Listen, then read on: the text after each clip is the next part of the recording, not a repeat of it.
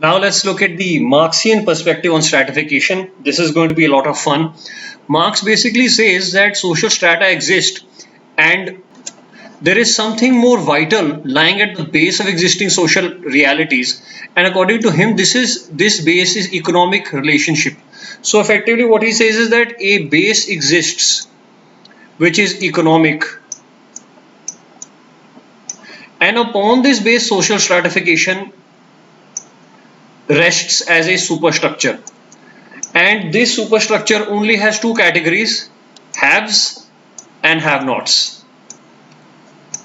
Have-nots and the haves.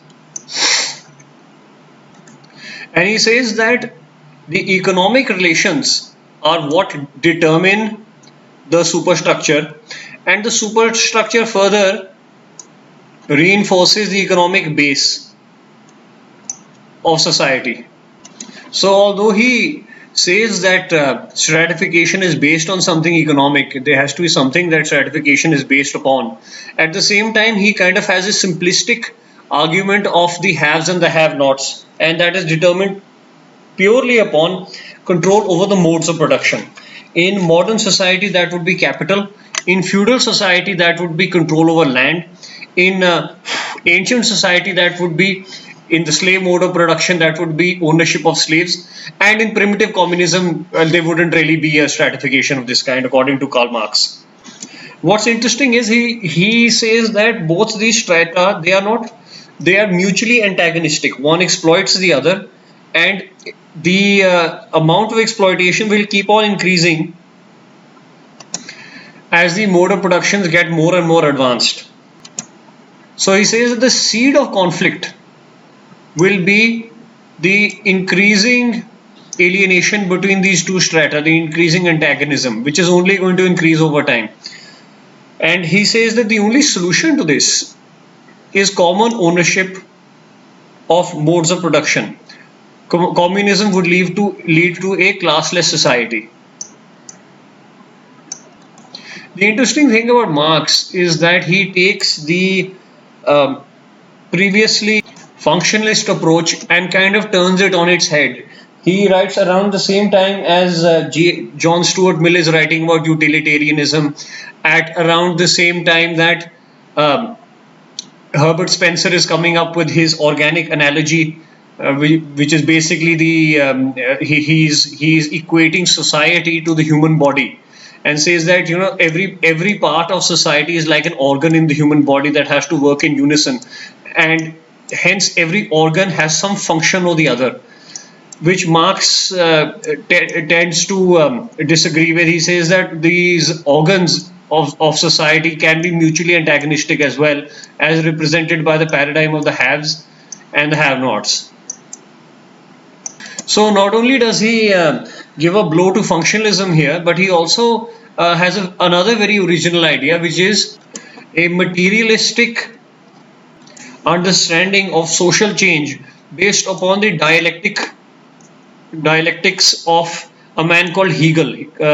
Karl Marx studied Hegel when he was young, and although initially he was a fan of Hegel, he gradually took some of Hegel's ideas and integrated them with his own ideas, which were the parts of Hegel that he did not agree with. So Hegel basically said that there's something called dialectical idealism, which is basically that ideas evolve and ideas change society, and you have a thesis which is opposed by an antithesis, which is the opposite of the thesis. So an argument and a counter argument, and the dialectical approach reconciles the thesis with the antithesis, coming up with a synthesis, and the synthesis is of opposing ideas. So Marx studied Hegel and he said, well, this is an excellent model to explain how things reconcile themselves and society moves forward. But I don't think this is based upon ideas. I think social change is based upon materialism.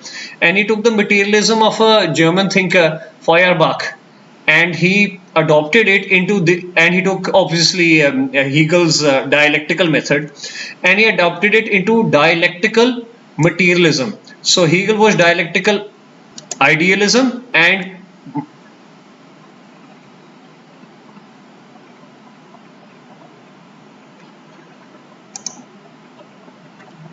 and Marx was dialectical materialism.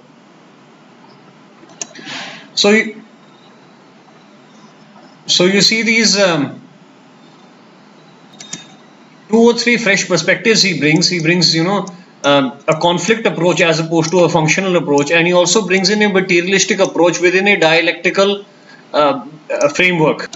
Now, how relevant are Marxist ideas in stratification? As you would have noticed by the tone of me speaking, this is not a very impressive model of stratification. Simply haves and have-nots, is monocausal view of society based upon just one parameter. That doesn't really cut the mustard in my mind. But this perspective was also shared by Davis and Moore, who had a more functional approach to things.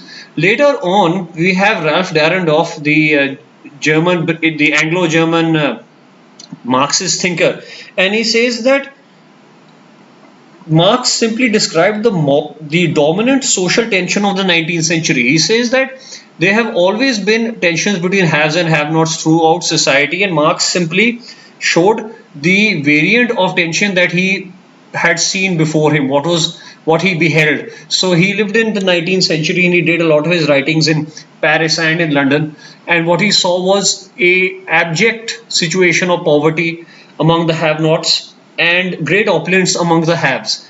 And he took that tension, and that is what he described as class struggle, the basis of class struggle. And Dahrendorf says that there are varied conflicts happening in different contexts, having different precedent of the cause. So, in any given society, at any given point in time, there are going to be many tensions, and some tensions will be the predominant tensions of that society. For example, right now in American society, race relations is at the forefront of civil tension. So the tension that Marx could see himself was the tension between the haves and the have-nots, and that tension can be between various other groups based on economics, based on other criteria. According to Dahrendorf, he said that, well, you can take the Marxian paradigm, you can apply it to race or ethnicity, or in India just around or before independence saw conflict as manifested by communal conflict. So the dominant form of tension in society at that point was communal. The dominant form of tension in American society today is racial. The dominant form of tension in the disintegrating Yugoslavian states was ethnic. So all these, so every society has some kind of tension that's taking place at that point in time, and Marx simply revealed the tension that was defining Western society in the 19th century in the light of industrialization. As a matter of fact, Marx probably identified that in the 19th century, status in a Weberian sense. This is Marx. This is me putting words in the mouth of Marx. Marx does not say this, but this is probably what he thought. And Dahrendorf will probably agree with me. Status is directly proportionate to the capital that a person controlled. Now, in Indian society, it was largely a society with, according to Dahrendorf, with a base that was not economic. This base was religious.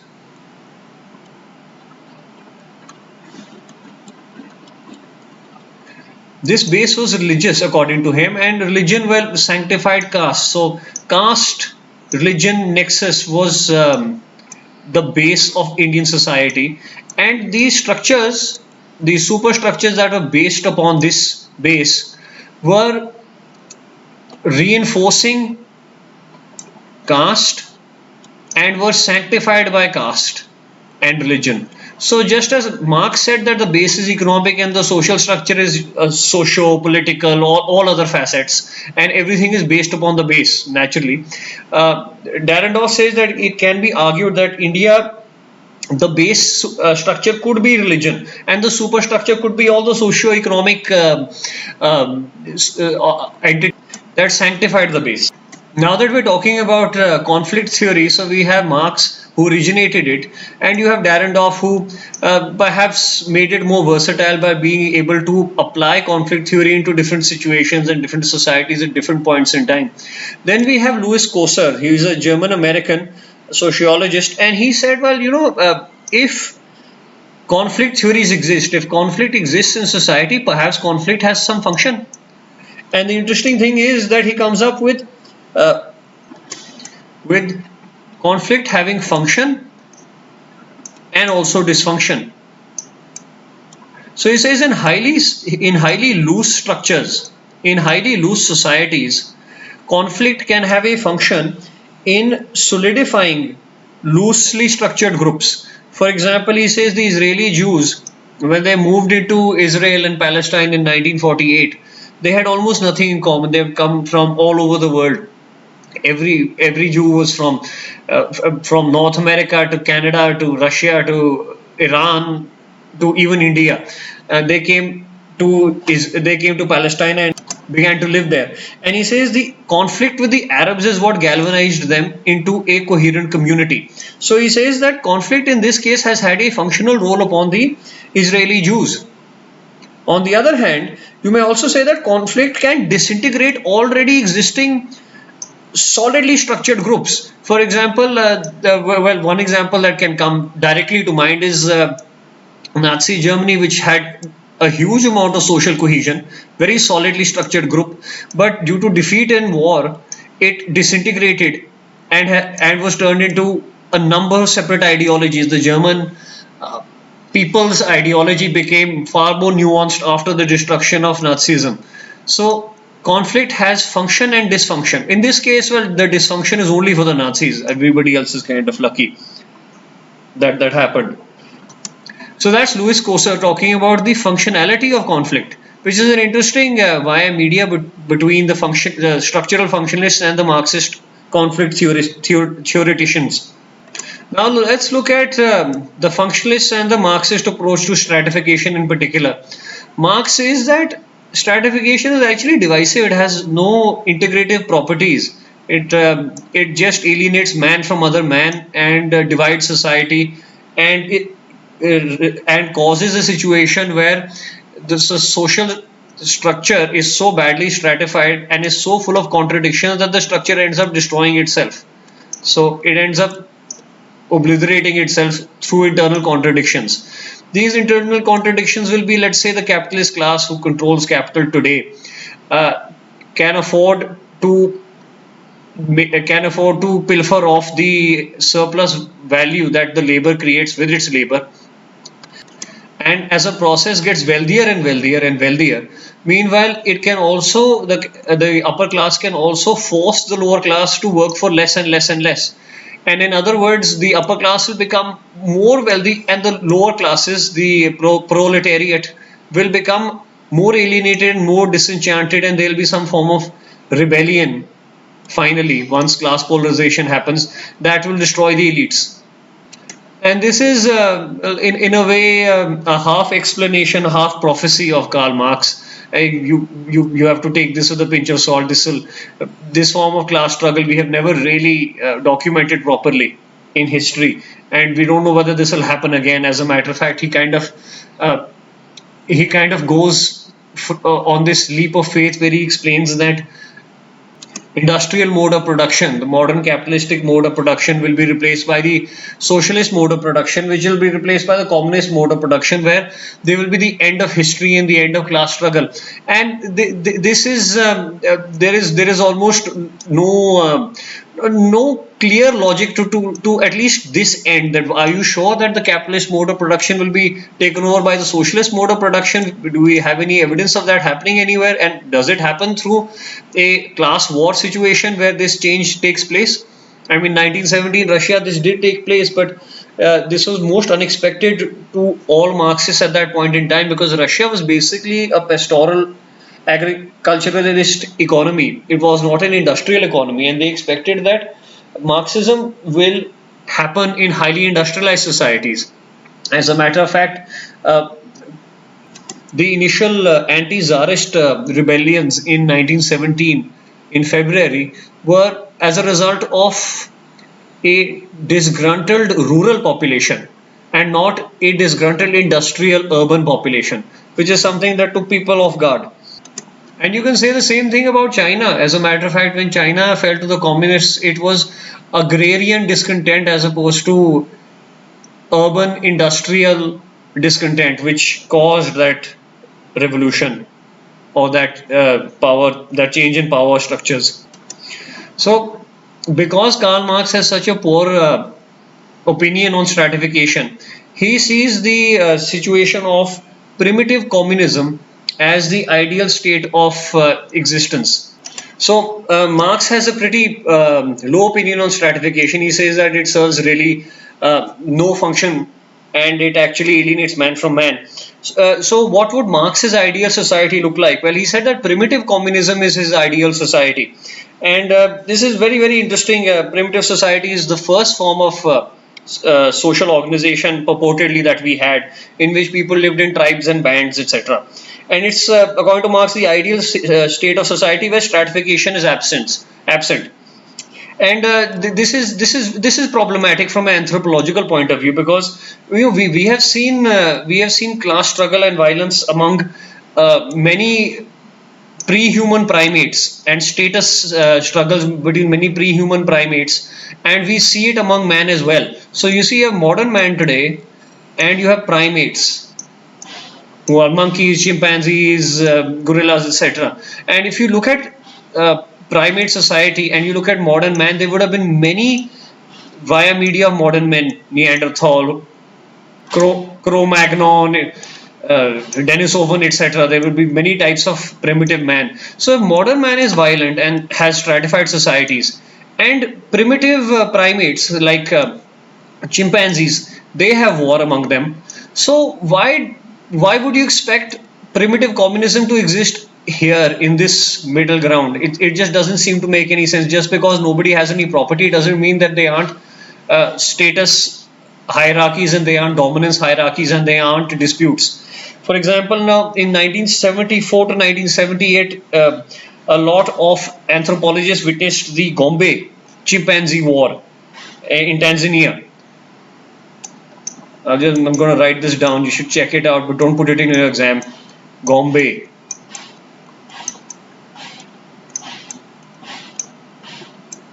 The Gombe war. And this was between two rival bands of chimpanzees, and it lasted for 4 years, during which large number of chimpanzees were abducted and killed on either side. So we can't necessarily agree with Marx that primitive communism was a peaceful existence. If primates were violent and modern man was violent, then why is Adi Manav some kind of sant? He's not a saint. He's also going to have war. He's also going to have conflict. Perhaps the conflict would be over reproductive rights of reproductive access to females, etc. Just like the way the Gombe War was. So that's one thing to think about. So anyways, let's just play along with Marx's fantasy of primitive communism. So he says that primitive communism existed, but over time society became more and more complex, and that resulted in the division of labor. This division of labor led to class stratification, and that class stratification led to elite domination.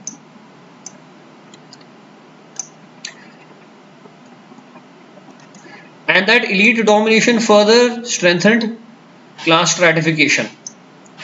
And he says that this is an unvirtuous cycle, that this is a vicious cycle, and this is going to carry on. And he says one thing interesting, that the stratification system always has one minority that dominates it.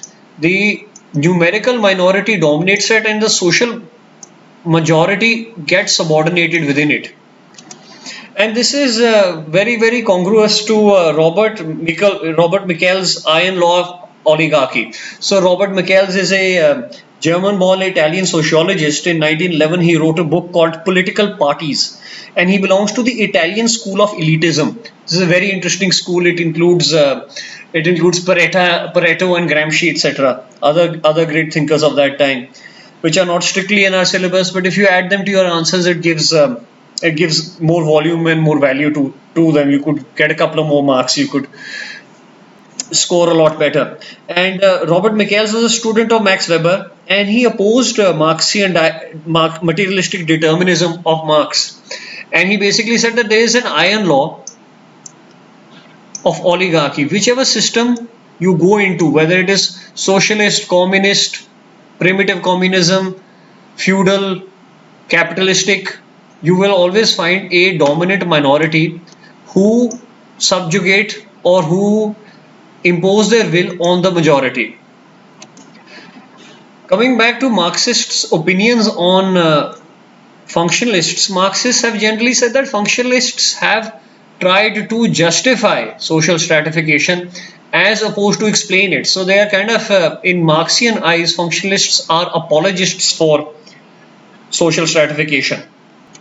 Now we come to the most interesting aspect, Weberian perspectives on stratification. This is a lot more value neutral, the Weberian perspective, as opposed to the functionalist or the Marxist perspective, and is a lot more complicated, and you probably find it more satisfying to understand this as opposed to any other hierarchies. So he says that there exists power in society which is differential, and this power is economic power, status driven power, and power or political power. So let's just say that there are these three parallel hierarchies. This is economic, this thing is status, and this thing is political. So Weber says that there is no one vertical hierarchical system. There are differentiation in economic class, social status, and political affiliations, and your position in the social strata or the form of social stratification is a composite of these three. So let's just say that you are economically very poor, and socially you are sort of, let's say, middle caste Indian, an OBC or not a Dvija, but your political party is in power. So this will be your structural ranking. You don't have much money, so that puts you a little low on the economic strata, middle on the social strata or status strata, but your political party is in power. So that's that this kind of represents your situation in the social hierarchy. You could have the exact opposite situation also, where you are economically very high and you are very upper caste and very high status individual, but right now your political party is down in the dumps. I think Rahul Gandhi probably comes to mind when I think about this. So he says that things are not as simple as the monocausal arguments that Marx has proposed, and not quite as teleologically justifiable as the functional ideas. He says this is a three-dimensional model. Now let's get into each and every one of them. The economic situation is called the class situation, and this is groups of people who are in the same economic or market situation. The economic conditions of people thus describes constraints on individuals to acquire these material things which are deemed desirable. So class situation is effectively market situation. So let's give you an example of this with the abolition of zamindari after our independence. The economic status of the zamindar, the market situation of the zamindar became very poor, because he could not own as much land and he could not exploit labor relations that much. On the other hand, you could say that after 1991 liberalization, the market situation of the business class, especially the corporate sector, this really improved. Even petty traders, even small businessmen, their market situation improved. So this is reflected, their improvement in market situation is reflected in their economic class, and whether they know it or not, they belong to that economic class. They may not know that they are part of the same class. The second interesting thing is that the economic or market situation which is within class also determines life chances. What are life chances? Life chances are differential rewards you get for being in a higher or a lower class. So a person in a lower class could get a completely different reward for the same amount of work as a person in a higher class for the same amount of work. Then let's move on to status. Status is about society's willingness to confer prestige on a class of person or on an attribute that a person possesses. So status is unequal distribution of social honor, comma, effective claim to social esteem for any quality, property, etc., whether that be ascribed or achieved. And finally, power, which is something we can understand. Power is based upon political party affiliations, and you could be the in party or the opposition party. Your affiliations to parties still matter, and they still will determine this third axis of your position in the social hierarchy. And there are two forms of parties: there's parties of patronage and parties of principle. Now, when one thinks about it, parties of principle would be perhaps the Marxists who believe in the principle of class struggle and several other things which you have read about. And then there are the parties of patronage, which are parties that hand out socio-economic and symbolic rewards to their members. And these are parties of patronage. One could argue that the Indian National Congress after independence became kind of a party of patronage. And to some extent, all parties, whether they are patronage or a principle, have a patronage aspect to them. Now, one could look at the Weberian notion of class and see that there is an overlap between Marx's notions and those of Weber. Class for Marx was power based on economics, and for Weber, it is a market situation that places certain people in a better position than others up the status hierarchy. However, at the same time, Marx's solution to social problems was to get rid of class. The economic, what his vision was of an economic manifestation of class. So let's just look at it from a Weberian point of view. So you have the three axes: class, status, and party or power. So let's just class, status, and party. Marx said that it is only through destruction of the class system, which will happen in socialism, that there will be an end of stratification. Weber disagrees. Weber says that all right, we have class situation, social situation, and political party affiliation. If you look at the former USSR, the Soviet Union, you will see that they effectively destroyed this aspect of society. Class distinctions were done away with. But at the same time, if you looked very carefully at the society that state engendered, you saw that status and political party affiliations were very, very important. They kind of overcompensated for the class distinctions, and this became an even more rigid hierarchy: the party position and the social position. For example, you had a class of people called the Aprachniks. These were the bureaucrats who ran the Soviet Union, and they were obviously members of the Communist Party. So they had to be Communist Party members. You could not have another political opinion other than communism in order to become a proper Soviet Aprachnik or bureaucrat. At the same time, you can see that there was a status hierarchy also. This was known as the nomenklatura class in the Soviet Union. Nomenklatura. This was a privileged class within the Soviet hierarchy. They were always members of the Communist Party, and they seemed to get the better jobs. They got promoted faster. Their sons and their daughters went to better schools. They were sometimes sons of generals, KGB affiliates, etc.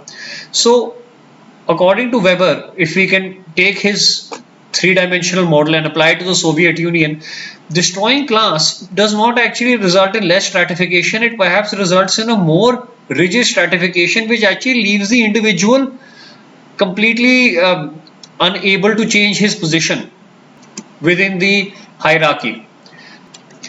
And another thing that Marx says, Marx kind of equates the class situation to the dominance hierarchy. In other words, he kind of equates class to raw power.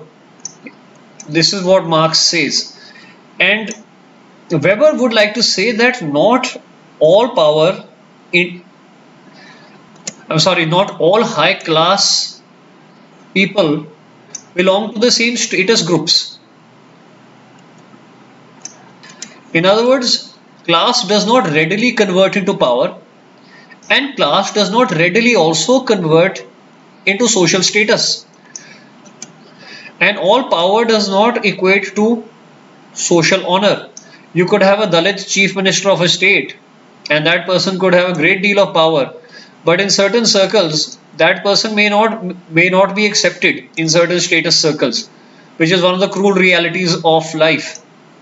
You could have a man like Arvind Kejriwal who is zero on the class hierarchy, but enjoys a great deal of political power within his own constituency and has status among the educated classes. So he has status also. So it cannot simply be the Marxian paradigm that class situation, in other words, economic capital, does not necessarily lead to status and power directly. There does not seem to be such a clear link. On the other hand, what one can say is that can result social power can result you can trade in your social capital to get more prestige, to get more power, and to get more capital. For example, you could say that looking at the interactions between social standing or social prestige and political power, the chief minister of Punjab, Captain Amrinder Singh, is probably an example who turned his royal social status into political power. So it appears that social status has a lot more fungibility in converting one form of power. A surplus in social status can result in a surplus in prestige, in power, or in the market or class situation. This interchangeability is something Marx did not look at that carefully. He thought that everything was on this spectrum, on the class spectrum. Now let's look a little more carefully at Weber's notion of power within the 3D model that he prescribes. He says that power is attained through various means like communal action leading to violence, campaigning for votes with the help of money, through oratory skills, through fraud, and so on and so forth. Party is always a social organization which has social aims and objectives. Party, whose main source of strength is power, generally relies upon mobilization of social resources.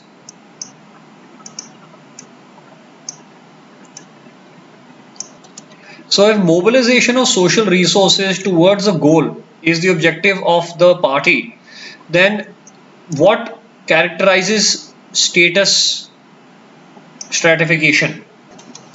And this is generally acknowledged by Weber as the manifestation of styles of life. So lifestyles show a person's status. And status is often affirmed through marriages. You will generally see that people of similar social status get married, irrespective of whether their power situation or their party situation is different, irrespective of whatever their market or economic situation is. So, generally speaking, status is manifested through lifestyle, and the most evident manifestation of this is marriage. And this status prevents the very severe application of the market principle. You see, status is like a safety net for different strata of society who may presently be going through a tough market situation. It prevents the market situation from becoming the end all of a social group. You always have the situation in society where there is a nouveau riche person, somebody who has just acquired a great deal of wealth and doesn't know how to handle it. A nouveau riche person. He is high in the economic market situation. In other words, he has high economic capital. But this person is not readily accepted within social circles that have prestige. So he has a high economic situation, but a poor status situation. And you always have the declining upper classes, the Lutyens Delhi sort of crowd, who had a great deal of economic wealth at some point in time, but their market situation is presently not so great, yet they still enjoy a great deal of status. And this status is manifested in their styles of life and in the marriages that they get their children into. So what Weber is saying is that status prevents an extremely harsh application of the economic market situation. So status can be like a safety net. It is like a relatively unchanging situation. I mean, your market situation could change overnight. You could be a billionaire today and you could lose it all tomorrow, or you could be very powerful politically today and you could lose the next election and off you go. You could be a king who loses a battle and loses his entire kingdom. Yet the social status is some kind of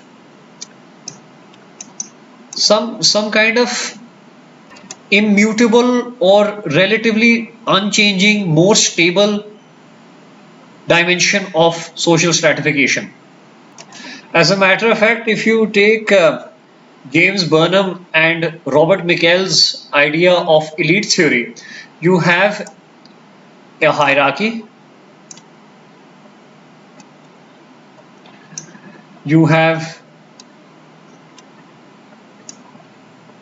the class, the elite class over here, and this elite class has even smaller elite, which is the power elite. These are the elites who are enjoying political power at the present date, and you have a chunk of the elites here who are, yes, they're elites, but they're not in political power presently.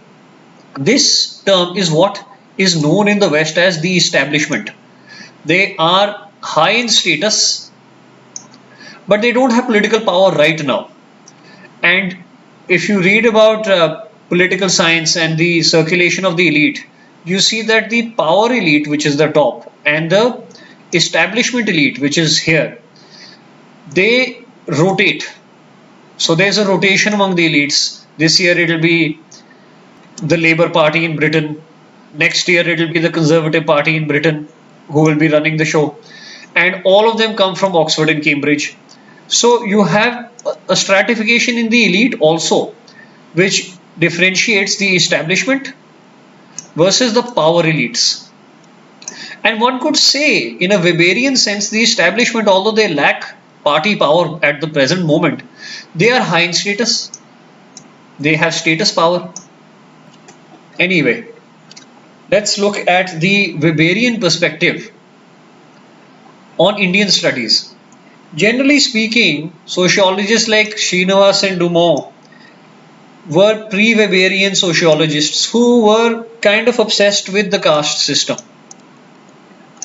They thought that there is basically a monocausal social hierarchy, and that is based upon the caste. If you remember Ralph Dahrendorf's analogy on Marxism in India, which is based upon a religious caste base and a superstructure which sanctifies the caste base. So where in the West this would be an economic base, Dahrendorf says no, in India it would probably be a caste base. Naturally, with those ideas, most sociologists who studied Indian society like Srinivas and Dumont, and there are several others, these people looked at everything from this perspective, one-dimensional focus on caste, be it functional, be it otherwise. Post-Weberian, we had a series of multi-dimensional studies. Naturally, when you talk about Weber, you talk about causal plurality, which is the opposite of monocausality. Monocausality is what Marxism is, that there is one cause. Culture and causal plurality is what Weber says, that there are many causes. And we had people like Andre Betty and K.L. Sharma, and these people studied society at an ethnographic level. In other words, they did field studies and they followed the class status party model and said that there is no monocausal reason behind social stratification. A matrix of statuses can be found depending upon what a person's position is in the power, class, and prestige or status hierarchy. Now, here's an interesting thing about Weberian point of view and Marx's point of view. Marx actually looks at capitalism as a irrational process, that it will sow the seeds of its own destruction because it will alienate the entire bottom of the pyramid, which will lead to class struggle, and inevitably class consciousness will lead to the destruction of the elites. Weber, however, sees capitalism as the embodiment of two principles, rationalization and secularization, which he thinks are processes once begun cannot be stopped. The genie is out of the bottle, that these two processes will carry on and on and on. And Weber says, if you think capitalism is irrational, you are wrong. Weber says that capitalism is the embodiment of rationality, so much so that it will become more and more rational over time, so much so that that rationality will become like an iron cage from which there is no escape. So he mentions this, that the more rational society gets, the more into this iron cage you enter. For example, if you probably heard about George Ritzer. He has a couple of good books on sociology you could prepare from in for the UPSC. So he talks about the McDonaldization of society. McDonald's, according to him, is an organization that has replicated almost exactly its original restaurant all over the world, with the most rational use of space, the most rational use of human time and effort, and all 35,000 restaurants of McDonald's are almost completely replicas of the original. There are only minor differences to fit into places, fit into different markets. So he calls this the McDonaldization of society, that standardization as embodied by rationality has even entered a place like the fast food industry. So it was initially rationalization that entered the factory, it killed the workshops, it made an industrial form of division of labor possible, but it is gradually entering into a even larger part of the social space, which is food. In other words, even the restaurant industry has become McDonaldized, and that is the embodiment of rationality. And Ritzer says that he owes a great ode to Weber for this idea that he caught on to. So we can juxtapose Marx accusing capitalism of irrationality, while Weber says that it actually is more rational than anything else. As a matter of fact, his rationality will increase so much that it will actually become quite unalienable and unescapable. Today, the entire service industry is probably characterized by the McDonaldization effect, which is the result of rationalization of processes. So let's look at Marx on class and Weber on class. Now, before we start this comparison, remember that class is only one out of the three dimensions that Weber is talking about. The other one being party and status. While Marx just thinks that, well, there's only class, there's nothing else, there's no dimension. So we're going to compare Weber's idea on class, only class, one out of the three, versus Marx's idea on class. Now he says that class is the only form of stratification in society based on ownership of forces of production. Weber says no, they say the class is not the only form, there are other forms like party and status. Marx says there are only two classes, the haves and the have-nots. Weber says no, they are actually within the class field, there are four classes. Let's go through these four right now. These four classes, these four subsets within class are the propertied class, the property-less white-collar workers, in other words, the managerial class, the petty bourgeois, who are your dukandar or your merchant or your trader class, you know, the kind of guy you meet in a sabzi mandi, or the person who's running a kiryana shop, or the small-time real estate dealer, and of course the manual working class, which needs no introduction. And each of these four positions within the class hierarchy depend upon the prevalent economic or market situation. Remember market situation that we spoke about a few minutes ago. So the propertied class would be very happy if land value is high. So this puts them in a good market situation. The the property free white collar workers, they would prefer a situation where the value of their managerial labor is high. At the same time, cost of living is low. This is important for them. This determines their market situation. The petty bourgeois would like economic fluctuation so that they can make some money off speculation. They would also like a inflationary economy which has high inflation, and they would also like an economy where there's a lot of liquidity in cash so that they can run their day-to-day operations better. Their working capital needs can be taken care of. And of course, if there's a lot of economic demand, the economy is booming, then the petty bourgeois does rather well. And the manual working class generally would prefer that there are higher government benefits and there would be low cost of living and hopefully low inflation. So all these aspects are just a glimpse of how within an economic or market situation these four subclasses rise and fall within the economic class, up and down the hierarchy. Now let's return to Marx versus Weber on class. So for Marx, class has to be understood as the position of the individual within the structure of production. In other words, does he own the factors of production? Does he own the means of production, or does he not? So there is only yes or no as a binary answer. Does he own or not own? Weber says no, we'll have to look at market exchange and the market position of people. Market position is what I just explained to you when I illustrated these four classes. So bear that in mind. That has been explained fairly abundantly. I don't think anybody will probe you in the exam for more.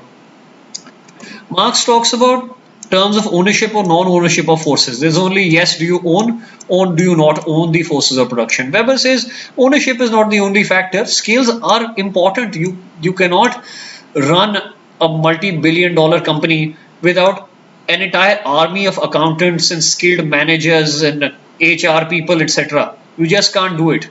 So skill is important too. Marx says that intermediate classes will either get absorbed into the working class, the have-nots, or they will get absorbed into the capitalist class, that is the haves. Weber says that that's not necessarily the case. He says that there is no evidence of polarization, as class grievances of members can be vented out in a number of ways. Further, middle class will swell and not deplete, as Marx predicted, due to rise of bureaucratic organizations. What does this mean, bureaucratic organizations? Does this mean a government organization? Well, yes, it does, but it means so much more than that. A bureaucratic organization is an organization based upon hierarchy, rules, and roles. So any place that we have hierarchy, rules, and roles in a logical and rational context, that place will be a bureaucratic organization. Hindustan Unilever is a bureaucratic organization. Google will pretend that they are not bureaucratic, but they are a bureaucratic organization. They have rules, they have regulations, they have a hierarchy. There's a reason why people are vice president and HR manager and data entry programmers, etc. You look at any large corporate business house, it is a bureaucratic organization. In our popular imagination, bureaucratic organization is only the government. That is not correct. Every organization, especially the larger ones, will have some element of bureaucracy in them. And what Weber says is that no, as capitalism matures, it will not be a situation where people either become capitalists or get absorbed into the working class. You will need a middle class of managers, of technicians, of scientists and engineers who will work in these big companies, and they will become the middle class. As a matter of fact, in the 1960s, the famous political thinker and elite theorist, power theorist James Burnham also wrote a famous book on the managerial classes. I'd suggest you see a video on him just for your curiosity. You won't get a question from him, but it's nice to see the interplay between sociology, especially stratification, and power and elite theory, which exists in political science. And in this regard, Weber has proved to be right, because generally speaking, as capitalism matures, there is an increase in the middle class. That's one of the first tangible, visible symbols and manifestations of capitalism. Marx prophesied, and he prophesied somewhat unconvincingly, that the proletariat will unite and lead the revolution and will establish communism after the overthrow of capitalism. Weber says that such a thing will not happen. He said this is not going to happen. Capitalism will become more and more rational, will become more and more efficient, but at the same time will become more and more alienating. So let's look at the feminist perspectives on social stratification. And feminists believe that the process of gender stratification tends to justify the subordinated and dominated position of women in society. There is a differentiation in the power, the responsibility, and the privileges accorded by society to men and women. Such a differential exists, and feminists try to understand this and perhaps reduce this. Feminism has to be understood as a dynamic process. One cannot actually right now stand and say that feminism stands for this point, this point, this point, this point. It has always meant different things in different times in different places. That's why we have to look at the phases of feminism. So we have the first, the second, and the third. The first wave feminism was around getting access to education for women, getting them more exposure, and it sought voting rights for them. At the same time, it also looked to improve the private stature of women and not necessarily their public stature. So the private stature is their position within the household, and the public stature is their position in society. So the first wave feminism was, yes, for access to education and for voting rights, and also for improving the woman's position within her family, within her household unit. One of the early first wave feminists was Mary Wollstonecraft. She's a very interesting character. She wrote a book in 1798, I think, called A Vindication of the Rights of Women. And she was also a mother of this famous author Mary Shelley, who later on wrote a famous book called Frankenstein. So this is a very colorful character. Sadly, she died at the young age of 38, as was common back then while giving birth. She developed septicemia and she passed away. But she can be credited for starting this entire feminism trend. And she was highly inspired by the French Revolution and the ideas of liberty, fraternity, equality. The second wave feminism, which came roughly around the 1950s and 60s, was more associated with demands of equal pay, education, opportunity, and women's rights to control their bodies. This is a polite way of saying birth control. So, birth control and the entire abortion and contraception controversy that is gripping the West is addressed by second wave feminism, and it is also associated with the civil rights movements. In the 1960s, the African Americans were given, after a lot of agitation, they were given several new economic and social freedoms. There was the end of segregation. There were more convenient voting rights for blacks, and second wave feminism assisted this movement, and it saw that unless the rights of minorities are not taken care of, feminism will not be successful. One of the big authors of this point in time is Simone de Beauvoir. Simone de Beauvoir. She wrote a book called The Second Sex in 1959 that works around these issues and addresses several of them. She is probably the most prolific thinker of the second wave. And then we have third wave feminism, which once the objectives of the first and the second had been achieved, this was influenced by the theories of postmodernism and post-structuralism, and it says that women face discrimination and domination on the basis of many factors, not just their sex, and this will include caste, class, hierarchy, ethnicity, where they live, sexual identity, in other words, LGBTQI, all those issues. And often this ideology of third wave feminism is called intersectionalism, because it says that there are women who are discriminated against, but their identities are also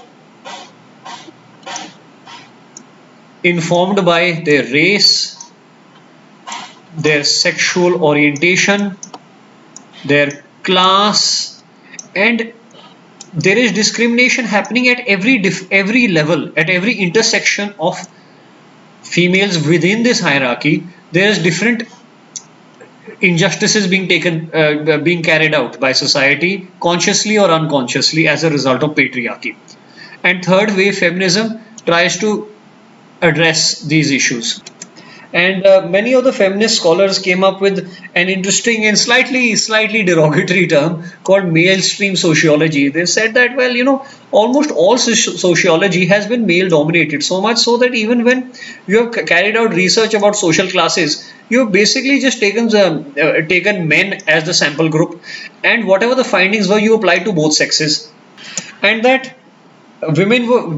are seen as an adjunct to society, so much so that they accuse functionalists as justifying sexism as opposed to explaining or opposing it. And the contribution is significant of feminism, where they allowed sociologists to look at society from a completely different angle. It addressed the relative absence of women in sociology and exposed a lot of discrimination, subordination, and domination of women in various places. And this contribution of theirs is priceless. And part of the reason of this success, Sylvia Walby, a third wave feminist, argues is the process of transforming sociology from mainstream to making feminist sociology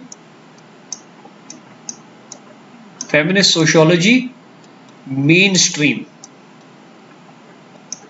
At the same time, you have sociological thinkers like Camille Paglia, who are critics of third wave feminism, and her opinions are quite interesting. She talks at the speed of thought. If you get a chance to watch her videos, you'll have great fun. And she says that feminism effectively should have stopped at the second wave. The second wave is where they achieved all their goals, and there was no need to proceed beyond this point. There's no need to go into the intersectionalist part of gender relations. There's no need to get into the postmodernist, post-structural points of view. And she's to some extent she has an interesting point of view. She raises the issue of gender versus sex. Let's just take a quick side note. Gender is a social construct, whereas sex is a biological thing. But when you make the Venn diagram of gender, which is here, and that of sex, it highly overlaps. So there is a distinction between gender and sex, yet gender and sex cohabit the same spaces. And a lot of feminists say that gender is a social construct which has been foisted upon males and females, boys and girls, during their childhood through positive and negative sanctions. So boys learn how to be boys and girls learn how to be girls through social sanction. Now there are some people who say that sex is purely a social construct. Gender is purely a social construct. Sex is a biological thing. People say gender is a purely social construct, while others say that no, gender is highly biological. There is such a tremendous overlap between the social aspects of gender and the biological aspects of sex. And this is an argument which will carry on, and there'll be various thinkers who will say that, oh no, it's mostly a social construct, and others will say that no, it's very strongly biologically determined. Let's carry on now. Let's carry on to the concept of the underclass. So a lot of feminist thinkers have portrayed the female subspecies as a form of underclass in the patriarchal system. Similar to the Marxian concept of lumpen proletariat, which is a very interesting idea.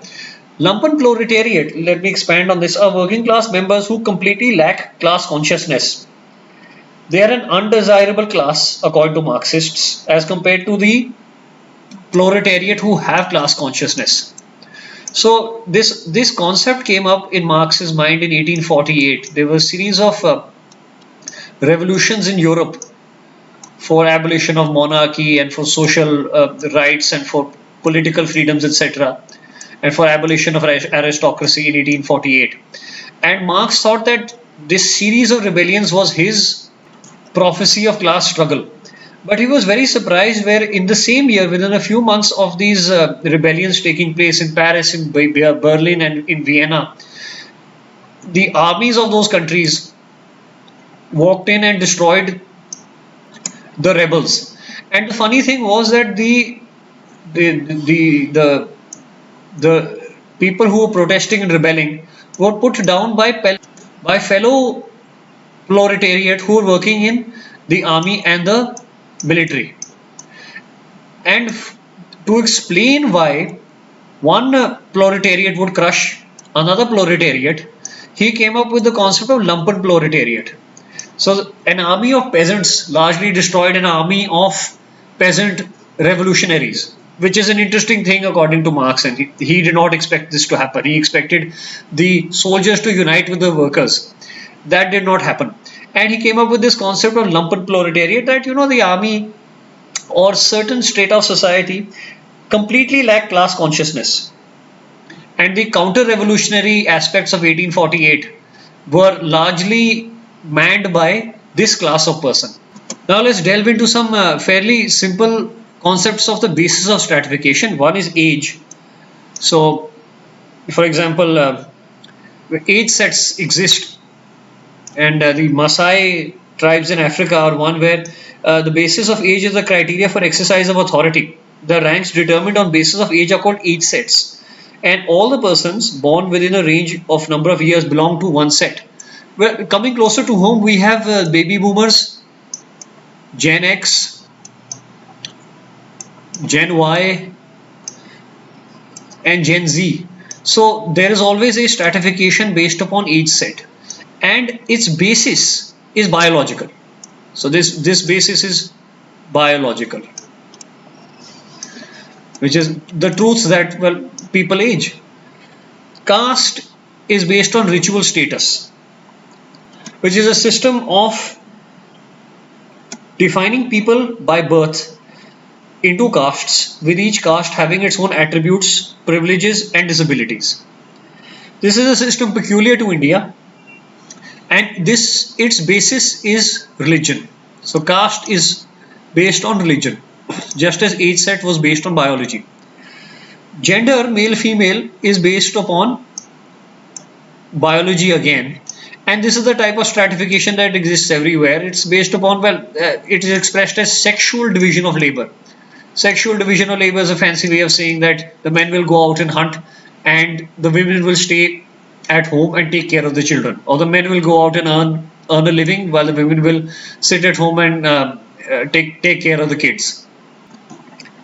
Then there is ethnic division. These are based upon race and physical features. You could argue that ethnic is also based somewhat on social elements. One example could be when the English first came to India, they lived in Calcutta, which was their capital, and Calcutta had an English town. It had a black town, which was the Indian town, where all the natives used to live, and they also had a Eurasian quarter.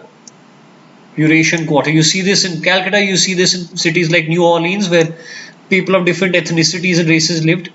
They lived in some bit of segregation, and this morphological segregation can easily be based upon the racial or physical features that are clearly distinguishable within society. They are very, very evident. You can see them; they're quite obvious.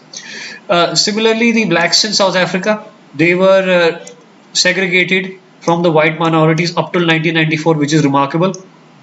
It's a remarkable crime. Then you have slavery, which is based upon master and slave ownership. And slaves were considered the personal property of the slave owner. The state, which was sanctified by the church, so the basis of power was the church, and it divided Western Europe into its 3/4 estates, and each estate had a defined set of rights. The first estate were the noblemen, second estate were the clergy, etc. So let's look at what each stratification has a basis in. So the estate system is sanctified by the church. Its power is the church. Slavery is based upon a strong state. Only a strong state can enforce slavery, because a strong state recognizes property rights. And if a person is allowed to be the property of another person, the state will intervene and secure those property rights. So master and slave relationship is seen only in strong states. Then there's ethnic, which is based upon social Darwinism, the real or imagined difference in people's ability and character dependent upon their race and physical features. Gender is based upon biology. Caste is based upon religion again, and age is based upon biology again. Then we have the social stratification of gender, which is basically just purporting one primary argument, that the status of the husband is generally the status of the wife. Wife would be subordinate within a patriarchal system than her husband, but broadly speaking, the wife appropriates the status of the husband. So whatever the husband is, the wife is going to be part of that class. She has, in other words, very little agency. And of course, there is a rather academic two-fold stratification of women, in which women are subjected to two-fold stratification in relation to men and in relation to other women. So this is something that needs to be observed. Now let's look at social stratification of race. Now, generally, it is conceived that race is a biological concept referring to a large category of persons sharing inherited physical characteristics, like the most obvious being skin color, hair, facial features, which you would understand, and cephaly. Cephaly is effectively means head shape. So there's an entire continuum that exists between dolichocephaly, DOLICO, and brachiocephaly. So dolichocephalics would be people with long faces which are narrow, and brachiocephalics would have relatively compact faces which are quite broad. So you could imagine your average Korean person in this category, in the brachiocephalic, and in the dolichocephalic, anybody from the Horn of Africa, Ethiopia, largely Eastern Africa, would fit into this category. So these are sort of ideal types, and people like you and me, Indians, are stuck in a continuum somewhere in here between these two forms of cephaly. So we have skin color based on pigmentation, the amount of melanin in your skin. Hair, it appears that different racial groups have different forms of hair, ranging from very coarse to very fine. Facial features, these are a compound of different things. For example, it will talk about the formation of the brow ridge, the eyebrow ridge. So if you have eyes like here, for example, so how prominent is the brow ridge, and how prominent is the forehead of an individual.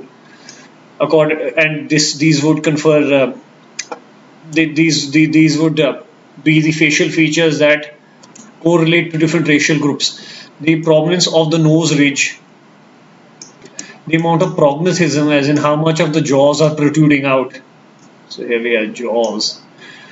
So all these facial characteristics, along with skin color and head shape, brachiocephaly or dolichocephaly, all of these come into be the micro features of the concept that we consider race. Now, sociologists, generally speaking, consider race as an ideological construct based on physical differences. The physical differences are there, but they're also ideological constructs. So, in other words, physical characteristics lead to a cultural difference,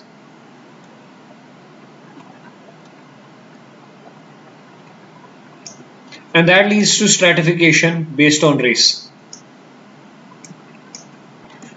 The father of modern racism is a man called Joseph Arthur de Gobineau. He's a Frenchman who died in 1882, and he was the father of scientific racism, and he came up with the rather interesting theory of the Aryan master race. And he was the person who came up with the standard classification of races, which come into white or Caucasian, black or Negroid, and yellow or Mongoloid. Of course, today we know that there are other races. There's the Australioid as well. So yeah, let's go ahead. So what is the theoretical disposition upon which social stratification manifests itself within the racial concept? So the historical approach is that there were always interactions between different races, and the moment languages were words and languages began to be used to describe different races is when racism sort of began. It's a sort of a linguistic approach. So the moment you can look at this person and you can say, oh, he's a white man, this individual here who I'm talking about, the day you call him a Caucasian is the day you delineated him as a race. So the next one is ethnocentrism, which is a suspicion of outsiders, so a form of xenophobia. So this notion of in-groups and out-groups, and use of exclusionary devices like ghettos, intermarriage restriction, which we see in the caste system, social distancing, also seen in the caste system, as in restraints on commensality and consanguinity, and exclusionary devices like living in ghettos. So, for example, Jews in Europe were forced to live in ghettos for the entire Middle Ages. And it is argued that today African Americans in some parts of the US live in places that are tantamount to ghettos.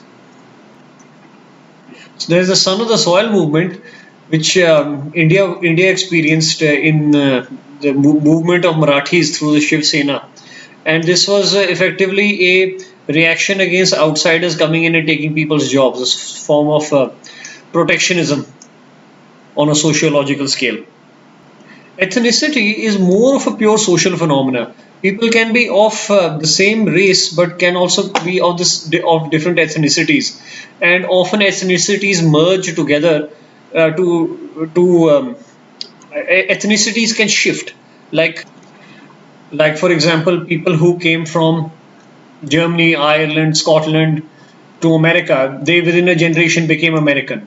So American is an ethnic group that arrived from subsuming ethnic identities of people from various parts of Western Europe.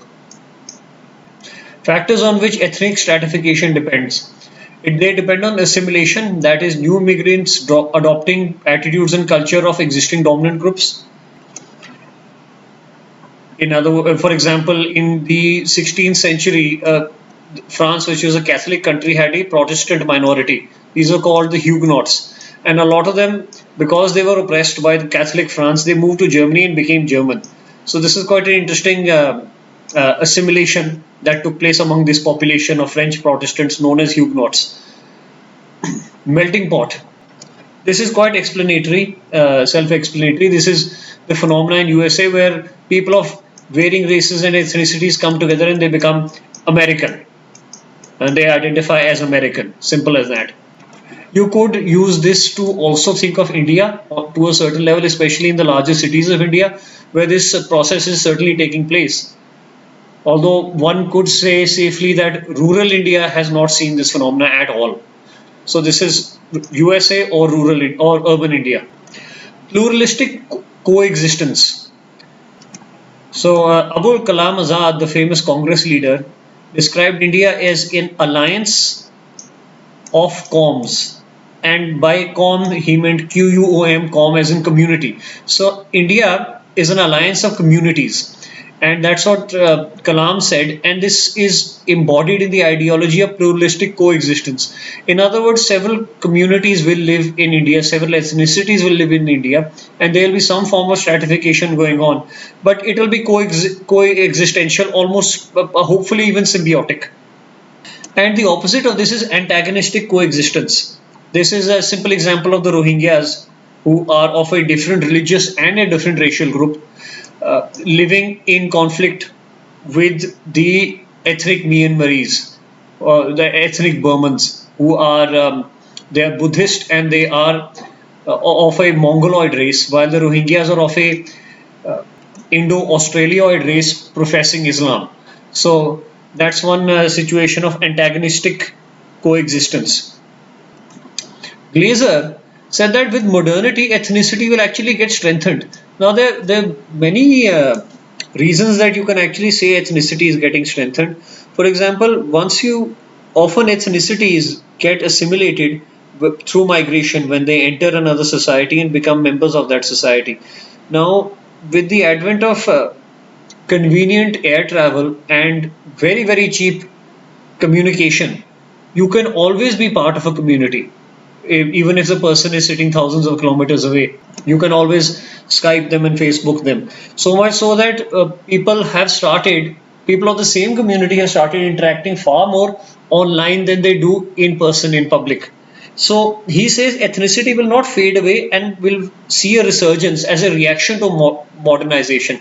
Do you remember me talking about Ritzer's McDonaldization of society, where everything becomes more and more rational, more and more rule bound, more and more efficient, and more and more disposable, as in more and more easily replicable. Here, ethnic ties might actually be something that that might see a resurgence as an alternative to this McDonaldization. McDonaldization meaning homogeneity, everybody being the same. Once you have an impulse towards uniformity, you will always have people who are trying to equalize that impact by going in reverse. Every action has an equal and opposite reaction, and ethnicity could see a resurgence in a McDonaldized society. Of importance in this topic, there is the Justice Balkrishan Reneka Commission, who in 2008 identified 500 nomadic tribes in India who are living in abject poverty. So we also need to look at race relations through the lens of abject poverty, through exclusion. That race can be a mechanism of excluding people from mainstream of society. With this, we end Unit 5 of stratification. We'll see you next time.